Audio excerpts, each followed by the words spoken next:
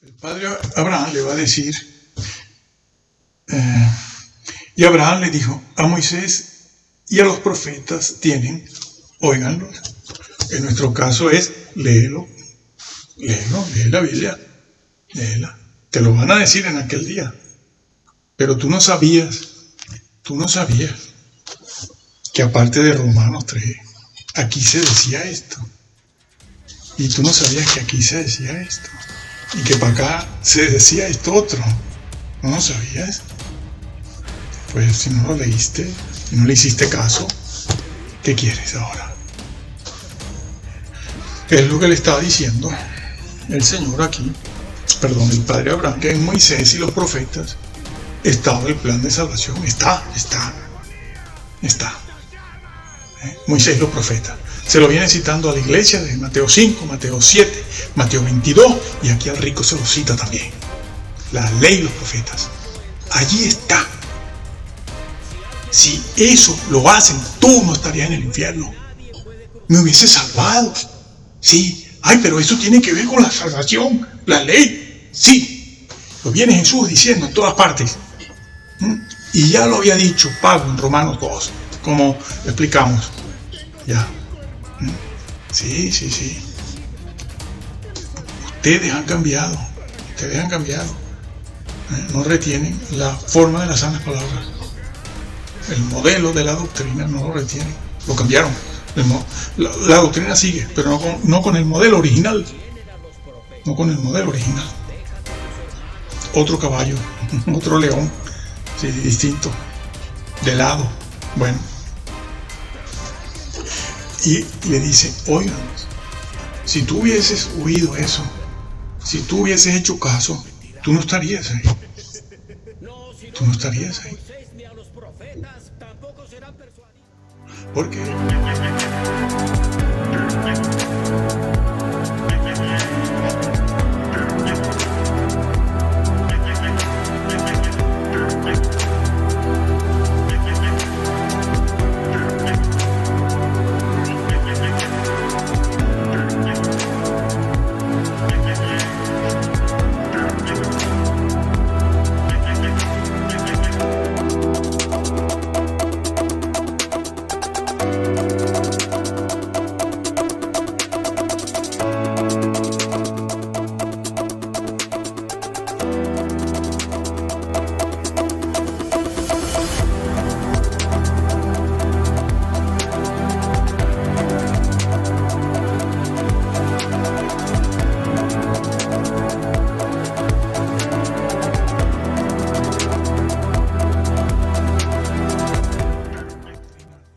Estás cambiándolo todo y tu fe es una fe, como se decía allí, trastornada o una fe vana que no te va a salvar, Entonces, vamos a pasar inmediatamente a Lucas 16, porque también en Lucas otro evangelio.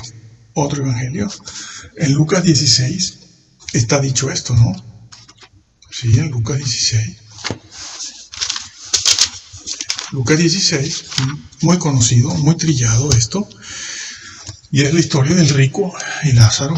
Y como yo sé que ustedes conocen la historia muy bien, yo voy a ir a los versículos que nos interesan aquí.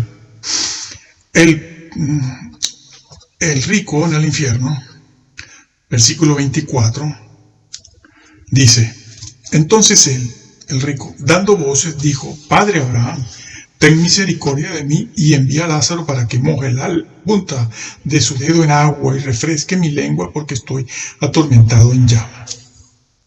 Bueno, lo primero que te van a decir es que el infierno no existe. Eso está ahí. Bueno, eso es para, no sé, para asustarte y todo eso, ¿no? Una historia como esta. Siempre fue creída. Esos son estos que a partir de 1800 y tanto empezaron a negarlo y después lo negaron otros. Pero el infierno es un sitio real. Y existe, porque está explicado por mí, el mismo Jesús, como la gehenna y el lago de fuego, por todas partes. Y además él lo dice, eterno. Y habla de condenación eterna también. Por sí, siglos de los siglos, ¿sí? Y entonces es aquí que el rico le dice, Padre Abraham. ¿Y por qué le dice, Padre Abraham? porque era judío. Claro, era judío. Si no, no sabe ni quién es el que le habla. Y el padre Abraham le dice hijo. Hijo, no le dice ateo. No, era judío. Y era un hombre rico y como tal, en una sociedad como aquella, era un hombre de un gran nivel, de un gran prestigio, gozaba de un gran nava con la clase alta religiosa de Israel. Era conocido, amigo y hermano de los grandes saduceos y también de la clase política herodiana, saduceo, fariseo y la clase herodiana, y también los líderes que Roma tenía allí, como por ejemplo Pilato, eran hombres importantes. José de Arimatea también era rico, sí, pero dos cosas distintas, ¿no?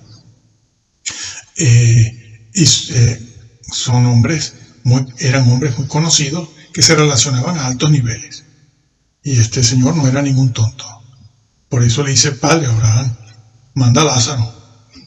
Todavía le sigue dando órdenes a Lázaro, sí. Todavía. En el infierno tus vicios y tus costumbres y tus errores continúan, ¿eh? Sí, señor. Y entonces, pero Abraham le dijo, hijo, acuérdate que recibiste tus bienes en tu vida y Lázaro también males. Pero tú ahora, Lázaro también males, pero ahora este es consolado aquí y tú eres atormentado. Pareciera que se está hablando, este señor no fuera creyente. Claro que era creyente, sacrificaba corderos y todo, sobre todo como un judío rico, porque por ser rico precisamente, por estar en esa condición, él era un personaje visible, ¿no? Y un personaje que, por esa amistad que tenía con todos, iría al templo a ofrecer sus corderos, pero eso no era suficiente. Y ya deja entrever aquí el padre Abraham que hay algo que él no hacía. No cumplía con esa parte de Levítico y de Deuteronomio, donde la ley le obligaba, no a la limosna, sino que le obligaba a atender a los pobres de Israel como personaje rico que era en su sociedad. Le obligaba. Bueno, tenía que dar la limosna, claro que sí, a eso me refiero. Tenía que darla, tenía que atender a esa persona que, aparte de ser un indigente, estaba enferma permanentemente en su propia puerta. ¿Se acuerdan que hace dos mensajes atrás, hablamos de la limosna que está en el Sermón del Monte? ¿Por qué? Porque eso es moral. ¿Por qué es moral? Porque la pobreza es moral. ¿En qué sentido? Porque la pobreza es violencia, amigo. Es violencia, genera violencia. Y eso es un aspecto moral de esa situación. Pero en ese tema aquí no vamos a entrar. Se los digo de paso y ya el que quiera personalmente puede averiguar todo lo demás. Aquí seguimos en la exégesis y en lo que la Biblia dice y establece. Y entonces le está diciendo tú no cumpliste con tu obligación. Decálogo. Sí, señor, ley moral. Tenías que haberlo hecho. Entonces, era salvo. Claro que era salvo como buen judío.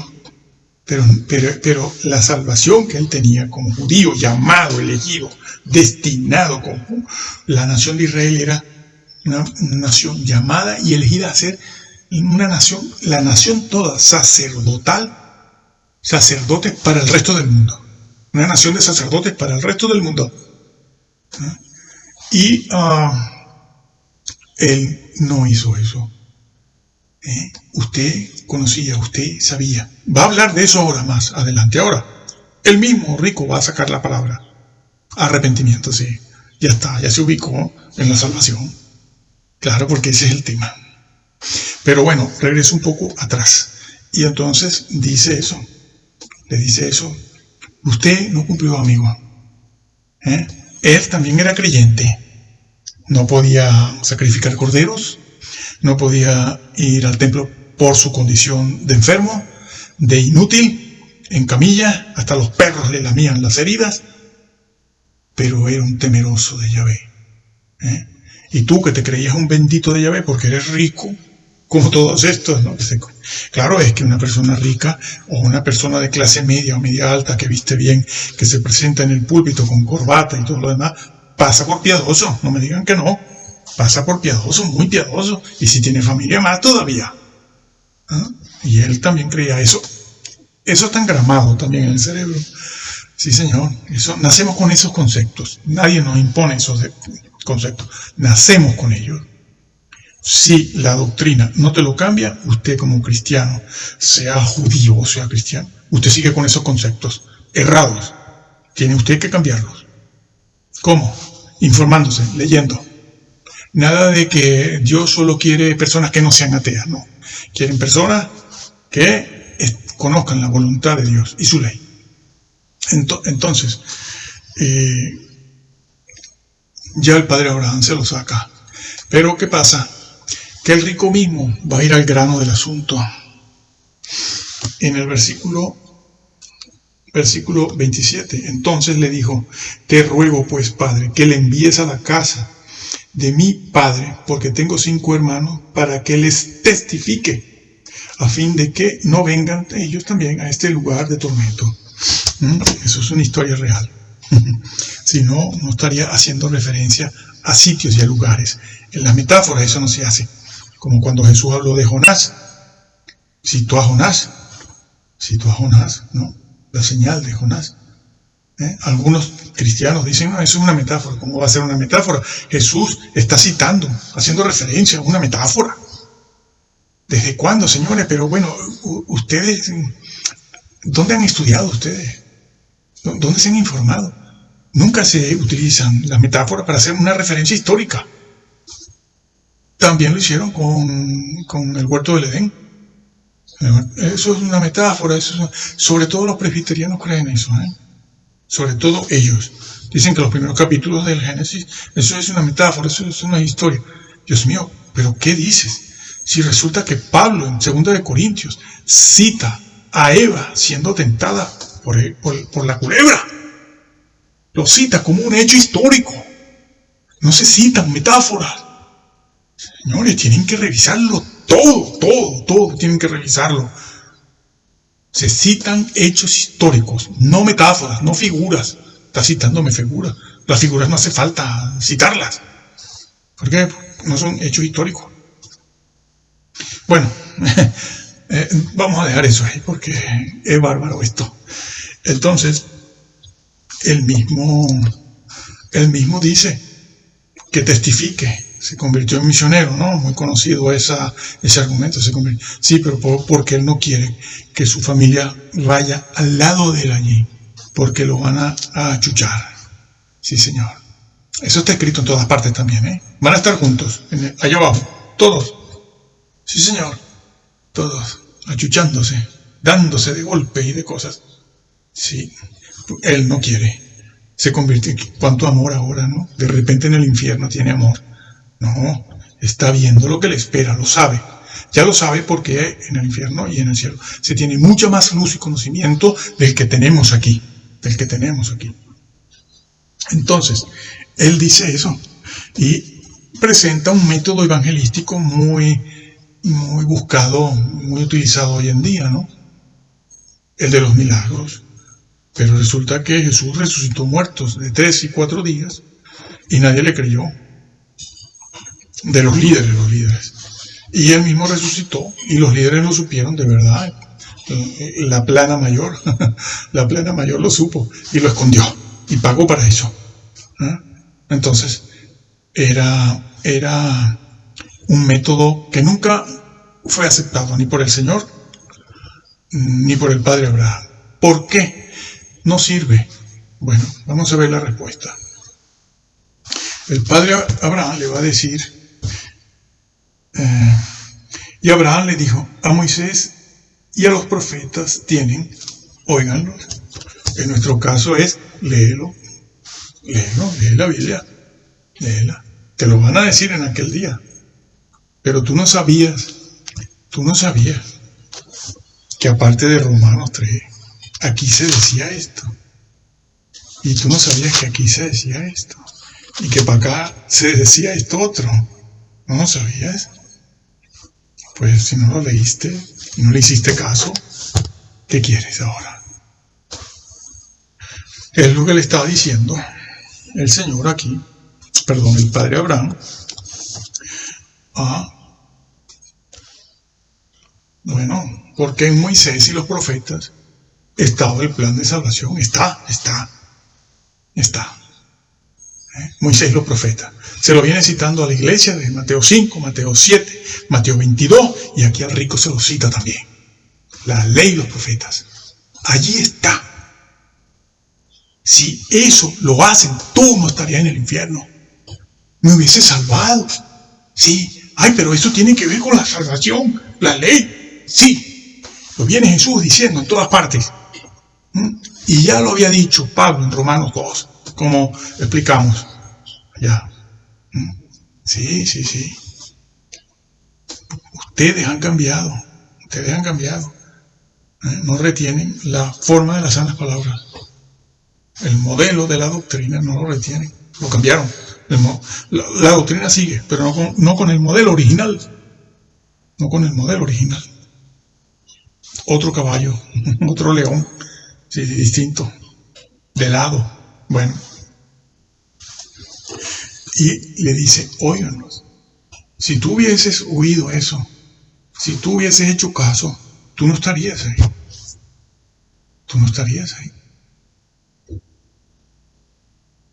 Porque no les enseñan que el decálogo es un medio de salvación. Cuando Dios dio el decálogo en el Sinaí, eso era un medio de relación entre Dios y el hombre, para relacionarse, pero no lo violentes. No dijo, bueno, yo te doy el decálogo para que sepas, pero bueno, tú tienes fe ya, ¿no? Tú crees en mí, ya está, ya eres algo. No. Te estoy dando el decálogo para que sepas cómo relacionarte conmigo y entres en el reino. Hombre, yo tengo las ovejas que las sacrifico. Las ovejas no son un medio de salvación. ¿Quién dijo eso? Les han hecho creer eso. Que para salvarse ellos tenían que sacrificar ovejas. Hombre, no. Dios mío.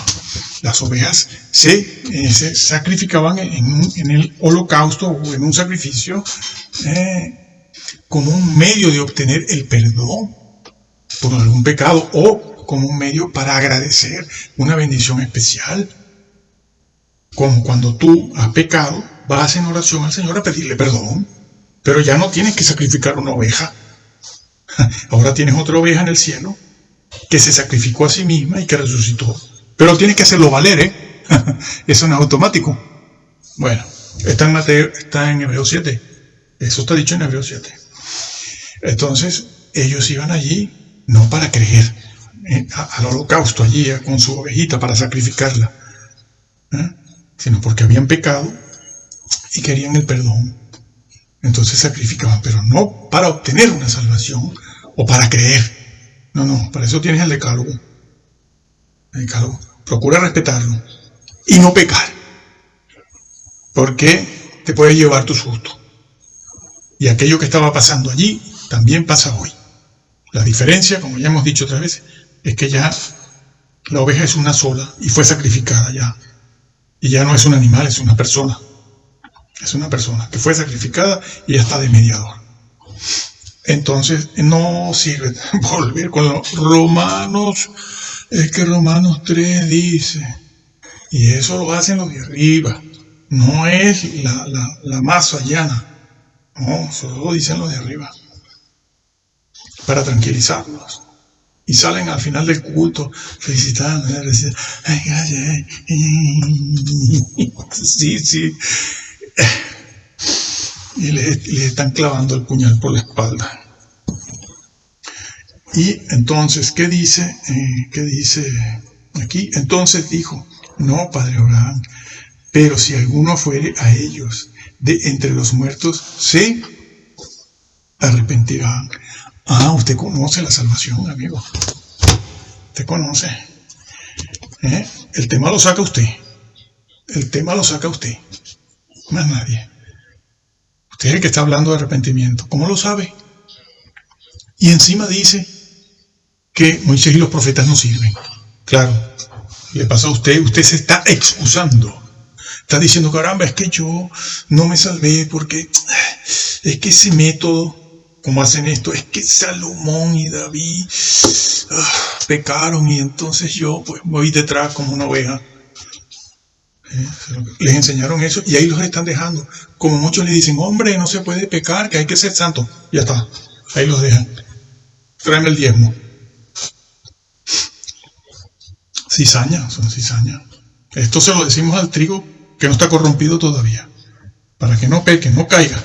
Y si tú pecaste ayer, hoy déjalo.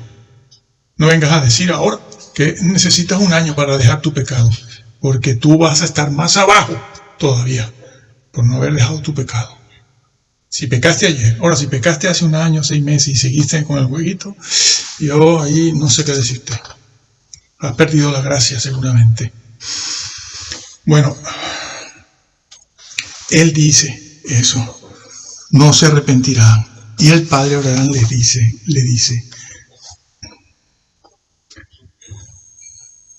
el padre Abraham le dice, si no oyen a Moisés y a los profetas, tampoco se persuadirán, aunque alguno se levante de los muertos. Y sabemos que Jesús se levantó otro y no pasó nada. ¿Pero por qué? Porque un milagro lo que hace, de esa naturaleza y de cualquier otra naturaleza, lo que hace es, primero que nada, impresionar tu mente, como es lógico que suceda. Tus neuronas quedan impresionadas por el hecho sobrenatural, porque es un hecho que no acostumbramos a ver, el que sea, el milagro que sea. No acostumbramos a ver y sabemos que eso se sale del orden natural. Se sale del orden natural. Y eso crea una impresión en todo el mundo. Más o menos, en unos más que en otros. Y hay personas que incluso son indiferentes a esas cosas. Pero crea hay un choque, ¿no? Porque no es natural eso. Pero eso está a nivel mental, intelectual. Aunque ocurra en medio de una iglesia, de un templo allí, se levanta un muerto que están velando. Eso no produce arrepentimiento. Eso no produce un cambio de vida. Eso no produce un reconocimiento del pecado.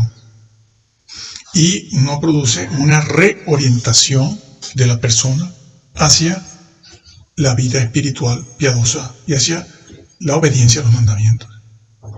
Por eso Jesús cuando lo buscaban para que multiplicara los panes otra vez, que andaban detrás de él, ¿no? Buscándolo para que volviera a multiplicar los panes, aquellos 5,000. Cuando lo encontraron, Jesús dijo, de milagros para la comida ninguno, ¿Y qué les dijo? Trabajad por la comida, como se trataba de la comida, trabajad por la comida que a vida eterna permanece. Trabajad por eso. No me estén buscando para volver a hacer un milagro de multiplicación de panes y peces. Yo ya les di en una oportunidad, pero eso no cambia, y de hecho no cambió a nadie. Aquellos milagros no cambiaban a los fariseos, a los saduceos. No los cambiaba. Lo traicionaron, lo mataron. Que si hubiese estado el pueblo de día allí, eso no lo hubieran podido hacer, porque el pueblo hubiese defendido a Jesús. Pero lo hicieron de noche y a espaldas del pueblo, entonces pudieron hacerlo. Los líderes siempre hacen eso, en secreto. Y después aparecen los 10 allí como grandes santos y grandes teólogos. Y ustedes, las ovejitas allí, todos nosotros allí, oyendo y viendo y diciendo sí, amén. Bueno, eso. A Moisés y a los profetas tienen. Si tú hubieras cumplido el decálogo, tú no estarías ahí. Si te hubieses ocupado de lo que Yahvé dijo en Levítico y Deuteronomio desde Moisés en cuanto a tu hermano, en la indigencia y la enfermedad, tú te hubieses salvado. No, el milagro ese que tú me pides no va a producir ese arrepentimiento del que tú ahora me hablas. Que sabes que tú tenías que haberte arrepentido y no lo hiciste. Pero ibas a sacrificar ovejas, pero no tuviste en cuenta el decálogo, que te hablaba de mi relación contigo, y no lo tuviste en cuenta. No es posible. Nadie se convierte a través de milagros, casi nadie. No, el Señor Jesús, bueno, aquí está Jesús en Lucas poniéndolo en boca de Abraham, porque es una historia real. Es que si no fuera